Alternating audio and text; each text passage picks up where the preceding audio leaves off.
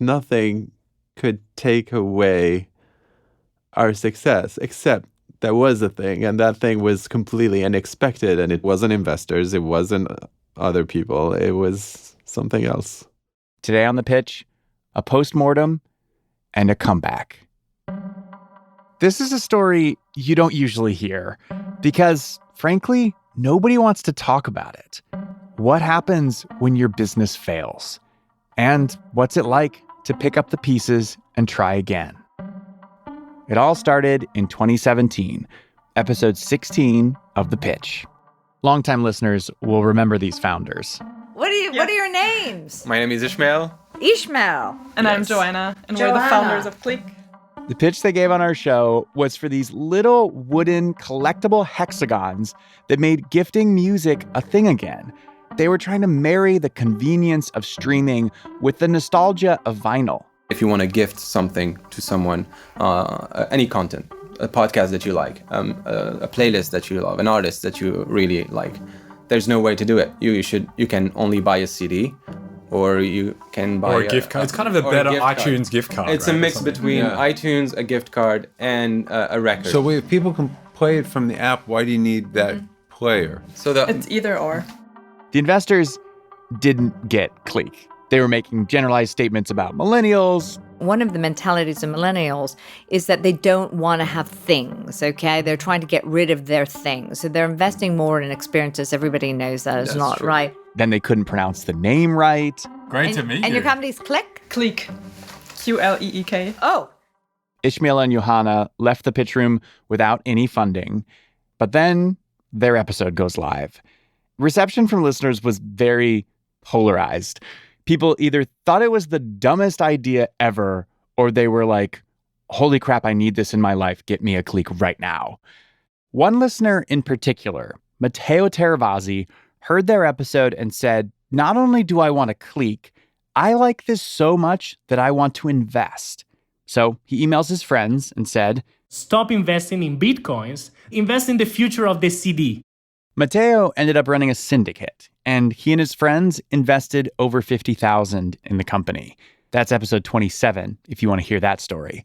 Matteo's syndicate, plus a couple $100,000 they got from Bose, brought Qleek back from the brink.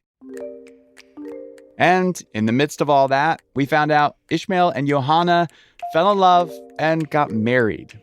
Johanna and I were like, you know what? Let's get drunk and go dancing. And so we did it. And so we were the only ones dancing on the dance floor, and the rest is history, I guess.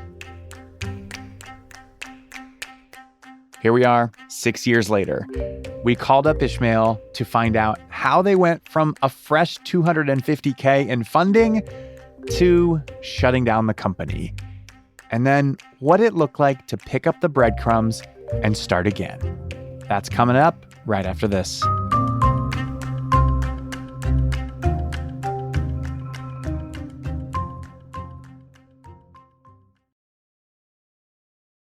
Welcome back.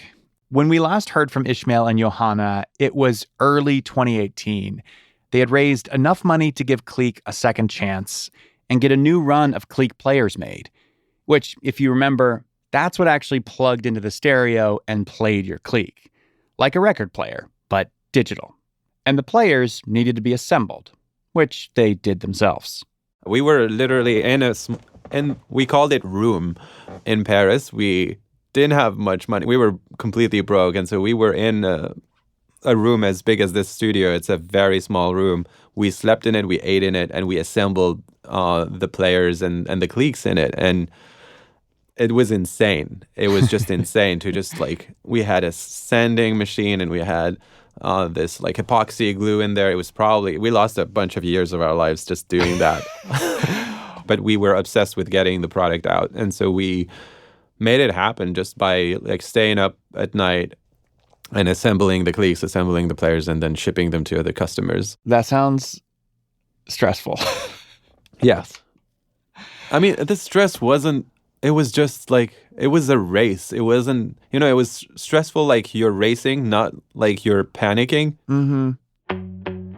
And then in 2019, Apple opens up NFC on the iPhone. NFC is the technology that allows you to pay directly from your phone at the store with just a tap. Apple made it available for developers to use NFC on their own apps.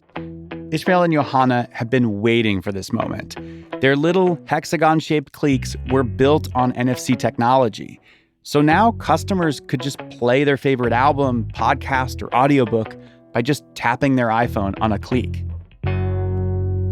And that was a game changer and forced us to pivot.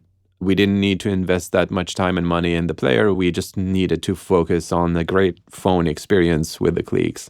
What we were building with this new technology for the Qleeks was really like a whole system to manage your content as an artist, as a podcaster, as a musician, to push content to the Qleeks over time. I mean, I'm sure you could have integrated it with the blockchain and NFTs. Like this is where this is going. Yes. Did it take off? Did it work? It started, yeah. We got Amazon, Audible was buying our stuff. We got Tidal to buy our stuff. No way. We worked with hotels. We worked with sports venues. We worked with music venues. We worked with event planners. That's huge. Yeah.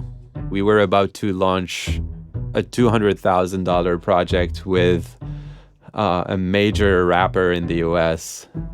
And he wanted to use our technology to put them in their apparel. And then you could scan basically the hoodie or the hat or whatever. You were going to put Qleek's like NFC technology in clothes. Mm-hmm. And what did it say on the shirt? Did it say like, tap your phone here? Yes. Yeah, exactly.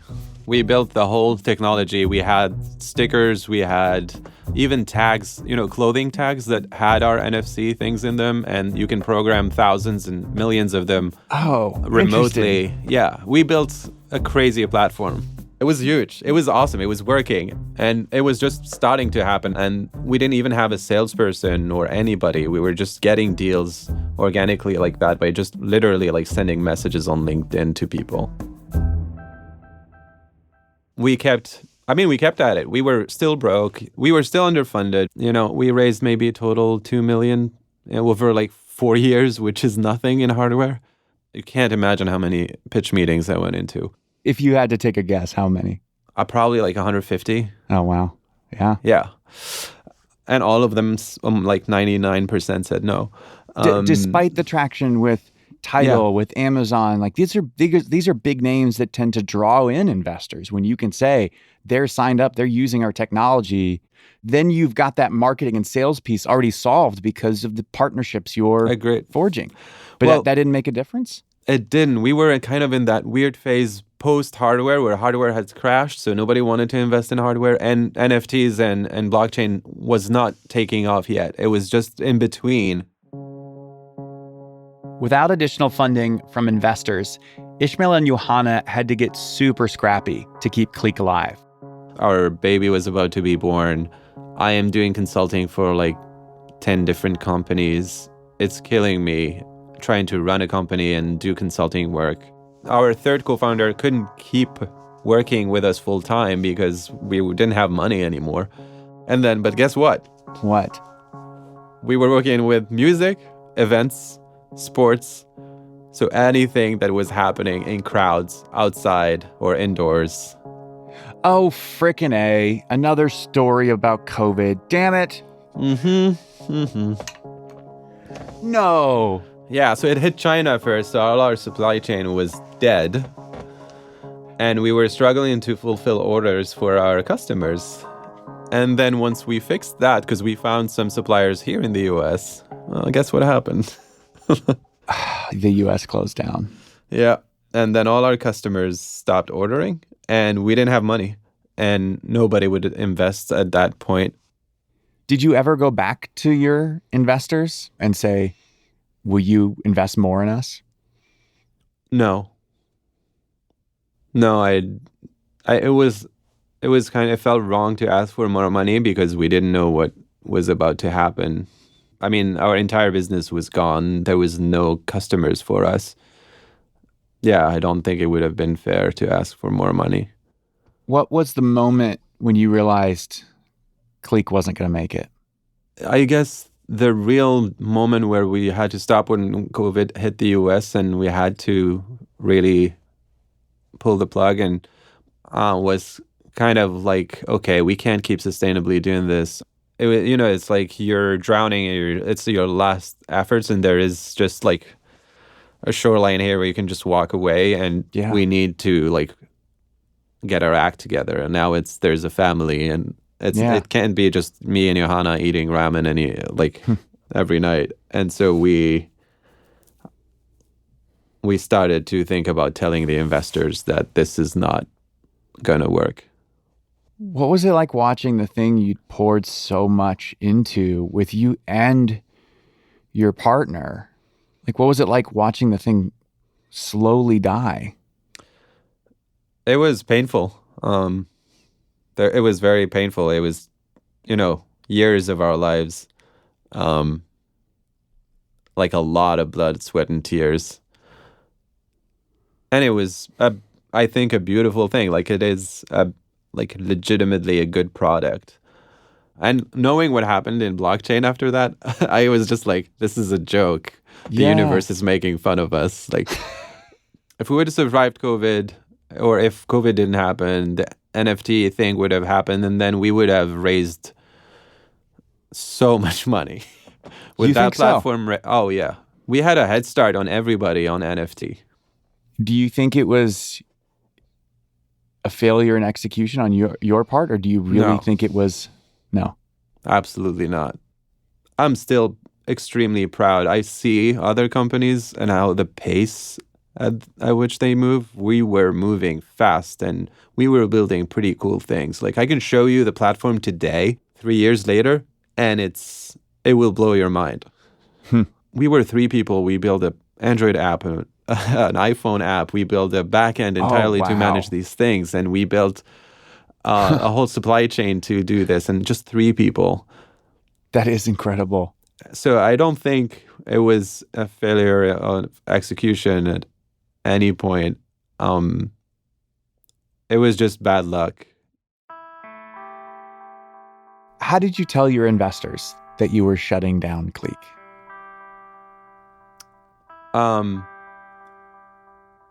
I called Matteo. I felt the worst for the Matteo syndicate, because it was not a fund. It was actual money from actual people, personal money. You knew these people. Yeah, and I knew them, and I was talking to them every couple of weeks, and Matteo was so excited, but it just, it couldn't work. And he was understanding.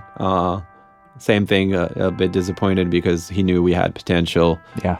But he didn't push back or anything. He was very understanding and, understood the risks and understood the situation. This guy, Axel, was the first investor who invested in Qleek. I went to his office and told him, hey, listen, we can't do this anymore. And I remember him telling us, I'm surprised you guys made it this far. Like, most people would have abandoned a lot earlier than this. Let me know what your next thing is. We loved watching you do this. Whoa. Yeah. I was surprised too, because I thought, like, I just failed this guy. Yeah. Did you ever think you would start another company? No. You thought you would just keep doing consulting? No. God, no. Okay. No. I was lost. When I was doing the consulting work, I was lost. And also I wanted to work with Johanna. That was the thing. That was the saddest part, honestly, of the entire Qleek thing, was just we weren't working together, and it felt wrong. Wow. That is really special. Like, I don't know how else to describe it. That sounds really unique.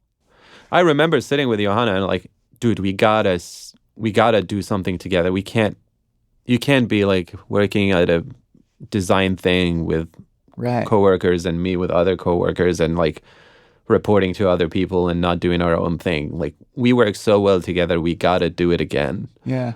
But the trauma of Qleek made me think, if I have to start a new business, it has to be completely or very, very independent from VC funding. that we could try it, and if it fails, we'll know it quickly. But if it succeeds, it can fund itself without additional external money. We were playing with this idea of launching an e-commerce subscription business. Let me make sure I'm getting this right. What I know about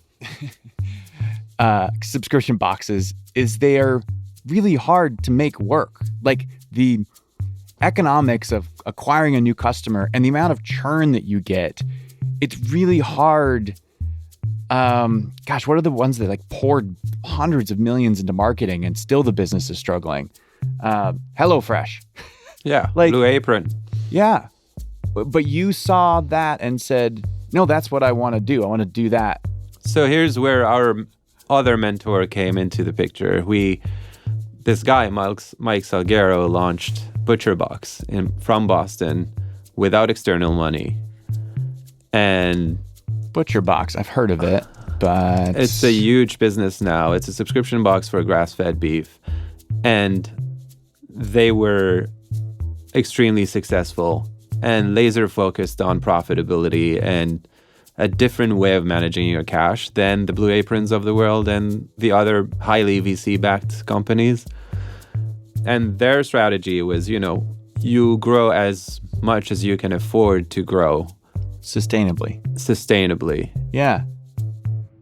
We started bouncing off ideas. A lot of them were very stupid. And then one day, Johanna was in Germany, and I was hiking with a friend, and she sent me a text of a loaf of bread that she just baked, a sourdough loaf of bread with a friend. And I looked at my friend on the hike and was like, this is it. This is what we need to do. It's a commodity that people love. It's the oldest product on earth. Literally. Oldest product on earth. It's one of the first things we've done as a civilization was to just make sourdough bread. Think about it. Like, people eat bread a lot. People who eat bread eat it like regularly. So there is frequency there, and there is a case for subscription. It's hard to find good bread in the US. We know it because we came from Europe, where bread is a lot better. And I lived in Paris for 10 years. Yes, I'm super jealous of European bread. A warm, fresh loaf of bread tastes exponentially better than the same loaf 3 hours later. So you kind of had this idea baking in the oven for a little while. Yeah. When did you decide to pull this idea out of the oven? I was like, okay, let's try to send dough to people and they bake it and see what they think. And so we started sending like raw dough, sourdough to people, to friends in New York City, and we would just test if it ships well to Chicago and see if it can arrive. And it was not working. We would freeze it and ship it with dry ice. But that still didn't work? That still didn't work because freezing kills the bacteria that are in the yeast and in the sourdough. Yeah, I guess that's a problem when you're making sourdough. Yeah, and so we kind of said, all right, this is not working. And then one day, I don't even remember if it was my idea or her idea, we would bake the loaf until it fully risen and then stop the bake, put it straight in the freezer, and then 2 days later pull it out and finish the bake. So it's baked around 75% and then finish the 25% in the oven. It just develops the crust. The loaf is a little whitish still. Oh, and it then just gets golden brown then. Exactly. And it didn't change anything. It was perfect. The taste was amazing. The house smelled like fresh bread. I love that smell. Who doesn't? It's wired in us. And then we moved into pastries as well. And we started realizing, you can have what about fresh croissant? That was the holy grail, was a fresh croissant baked at home. Because they're very hard to make. I mean, it's the best thing you can eat in a morning when you wake up with a coffee. There's nothing that could beat that.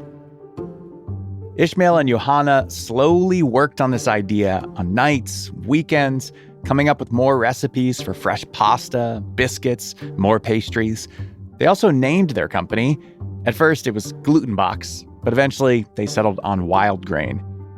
Months later, they were ready to go back and pitch their first investor in Qleek, Axel at Bolt Ventures. And so when we were ready, we went on and took a bunch of loaves of breads, some butter, a pitch deck, an operating plan, and pitched him and his team. If you show up in my office with a bunch of bread and croissants, I'm giving you money. Yeah, they were just like eating it and like, I can't believe, because we got it warm to the pitch meeting and they were like, I can't believe how good this is. Yeah. If you can replicate this, this is great. What did that pitch sound like? Do you remember what you said? Yeah, we want to become America's online bakery. The idea is healthy, clean carbs delivered to your door that you can bake in less than 30 minutes and, have them on your table warm for your family, your friends, yourself. So what was his pushback? Do you remember? There was no pushback. They were like, we're excited about this. It makes sense. We wonder if the market is as big as you say it is. So they did their own due diligence and found out that it is. How much did they invest? $750. Oh, wow. That's a big first check. Yeah. Very different from our first big check at Qleek, which was 50 grand. What did you do? Like, what did you and Johanna, like, you look at each other? She was laying in bed with the baby, and I was just having my desk in the bedroom with the baby, working in that apartment in Boston, and I started jumping around like a madman. Because it was that's the news that I wanted. Like, Johanna and I are going to work on a new thing. Yeah. It wasn't the money. It was just like, all right, we're safe. Yeah. We're going to work together again, and we're going to do this. So this is still 2020? This was beginning of 2020. I think it was February or March, end of February or March. Got it. Just before. So, I mean, Just you made before. that pitch just in time. Yeah. Just in time. Wow. We just had our first baby and incorporated Walgrain the same week our baby was born. I guess after that, maybe there's even more of a case for bread sold on the internet because people aren't going shopping as much. People aren't leaving their homes. Yeah. And if you remember well, there was no flour anymore in the supermarkets, and there was nothing. And so we just got the money in, and this friend who is an advisor is like, hey, you got to go out and buy all the flour you can find. Otherwise, you guys won't be able to launch. And so we transform our baby room into a storage room full of like 25-pound bags of flour. Of course you did. And, nuts and eggs, and it was insane. And so the baby was sleeping with us. We had a commercial kitchen that we would go to every morning. So nobody on the highway because it was COVID. It was the only commercial kitchen that was still open. We would walk in and Johanna would make 500 croissants, still nursing. I'm making the pasta, the bread, and then we walk back home exhausted, pass out, and start again. And that was so crazy.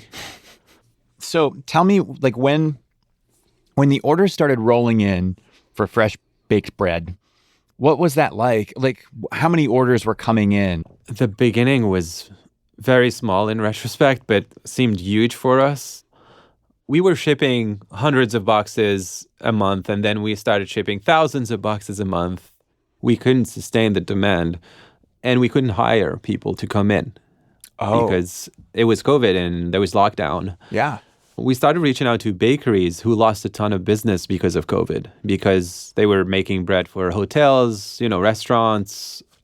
All their wholesale business kind of fell by a lot. And we started pitching them the idea. And a lot of them told us, hey, that will never work. Par baked is not a thing, and they never heard of it. Wait, you just started pitching them the idea of basically being a supplier of yours, right? Yeah, we would teach them the recipes, teach them the process of par baking, and then sending them reefer trucks and taking the bread from them. And they were like, no, you can't freeze bread when it's halfway baked? Yeah, it's a very, it's a craft thing. Like, a lot of the bakers control every single thing, and I respect that. But a few of them believed in us and started supporting us. And so we started partnering with bakeries across the US. And now we have more than, I think, 15 bakeries, all artisanal, working with us. You're like Amazon, right? Where you're disrupting like an existing business. But what's interesting here is you're actually supporting local businesses while doing it. Yeah, please don't compare us to Amazon. It's the opposite of what they did to the bookstore business. Right. But it's just interesting how you can have a business model based on the internet that does scale, but doesn't destroy local businesses. I think subscriptions are the future of a healthier internet in general because they allow for better quality. I don't know why, but we could only do this because we're a subscription business. Was there a moment where you realized like this is going to work? It was a year after we launched. So May 2020, we had like 60% of the members still ordering boxes. We are seeing that in the reviews. We had it like in theory, but when you see people repeat your pitch word for word and saying like, it's so convenient, so delicious, it's great for my family, you get like, okay, this is starting to work. And then you go into the data 12 months later and you see that people are actually staying and ordering box after box after box. And so the business is sustainable. It shows great promise. And we decide to double down and, start investing more in growth. Yeah. Like sustainable growth, not based on outside capital, but just cash generated by the business itself. Exactly. It was funny because our VC was, at the beginning, was like, this idea of not raising money seems like kind of delusional. You guys will have to, you'll see. Oh, yeah. I mean, building a subscription box, traditionally it is just a marketing game. And it's like, see how many customers you can get, how fast, right? And sometimes pouring marketing dollars into a business where you aren't even sure if retention is going to be what it needs to be months down the road to make sense for all the money you're spending now. Exactly. But you're saying the opposite. Like, I'm not going to spend money until I know that the retention is where it needs to be. Yeah. If you want to go real technical, we set an acquisition cost that we were comfortable with, and we wouldn't go beyond it. What was that cost? It was $60. So we spend $60 to acquire a customer, and then we don't spend more than that. Even if spending more than that would bring in a lot more customers, we don't, because we want to make sure that we break even in box 2. So in 2 months, you're profitable on that customer. Yeah, exactly. How close are you to profitability at Wild Grain? We are actually turning into profit this month. No way. Yeah. That has to be an incredible feeling. What is it, though, other than just is it just simply owning your own destiny? Like, why does it feel so great? So in addition to that, and having, a sustainable company that can run and not be scared of running out of money, which is the worst stress I had as in my professional life.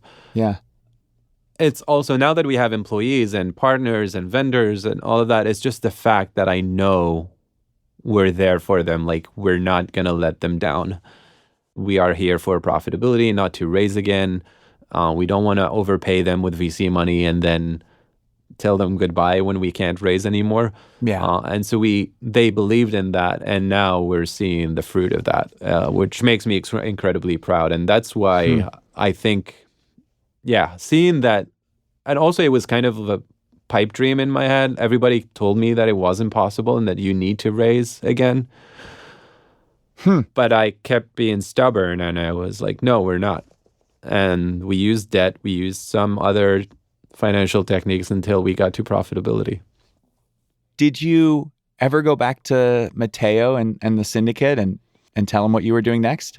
I talked to Matteo, just Matteo once. I told him we're doing the Wild Grain thing, and he wished me luck.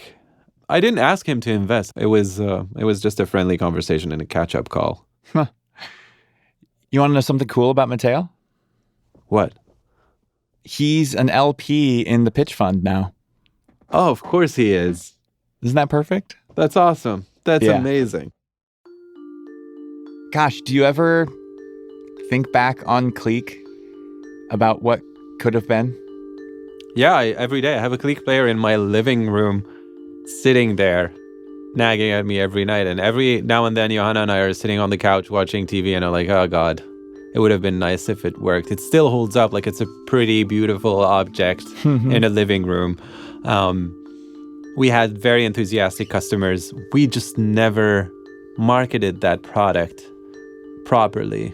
Never. Because we never had the resources and the opportunity to do so. And it is what it is. Do you have any regrets about Qleek? No, I honestly don't.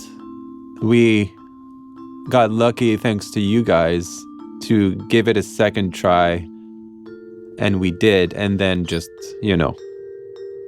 act of God. Like, what am I gonna do? Like, regret that the COVID happened? I think there's other reasons to regret that COVID happened.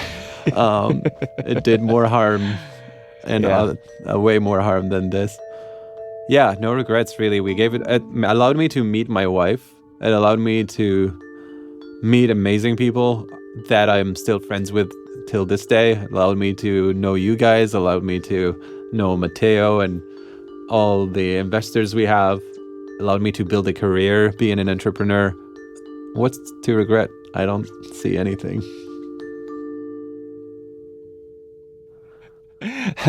Lisa's messaging me. She goes, I'm checking out now. Do we want a box every month or 2 months? What's the correct answer to that? Business-wise, every month. Every month? But how many people are in your household? 5. Oh, say every month is good. So could we potentially be the customer?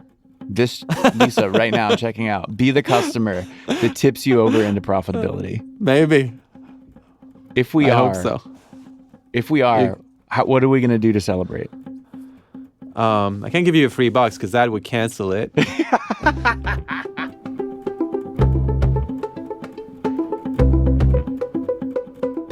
If you want to hear all the episodes in our Qleek trilogy, there's a playlist on our website at pitch.show/Qleek. And if you don't know how to spell Qleek, because it's been a long time, it's Qleek.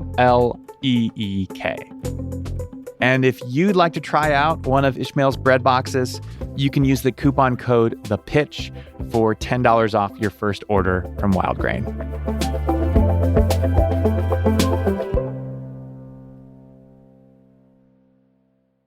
Next week on The Pitch, a founder takes on Yeti. And I think it's worth noting, I was 22 years old when I came up with the idea for Modern Picnic and was able to successfully launch a company within 2 years, highlighting my ability to make things happen for not only myself, but most importantly, the company. What year was that? I graduated in 2016. When did you launch the business? 2018. So I thought of the idea first week of work. That's next week in the Pitch Room. See you next Wednesday.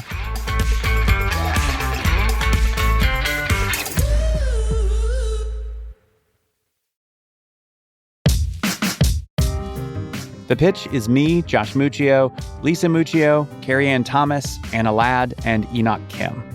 Music in today's show is from The Musemaker, Breakmaster Cylinder, Boxwood Orchestra, Anders, 1939 Ensemble, and Imagined Nostalgia. Applications are now open for our next recording event. It's this June in San Diego, California. For more info and to apply, go to pitch.show/apply. We're looking for companies raising their pre-seed or seed round. To apply, it's super simple. All you have to do is upload your pitch deck. That's pitch.show/apply. You can check us out on YouTube, Twitter, Instagram, and TikTok at The Pitch Show.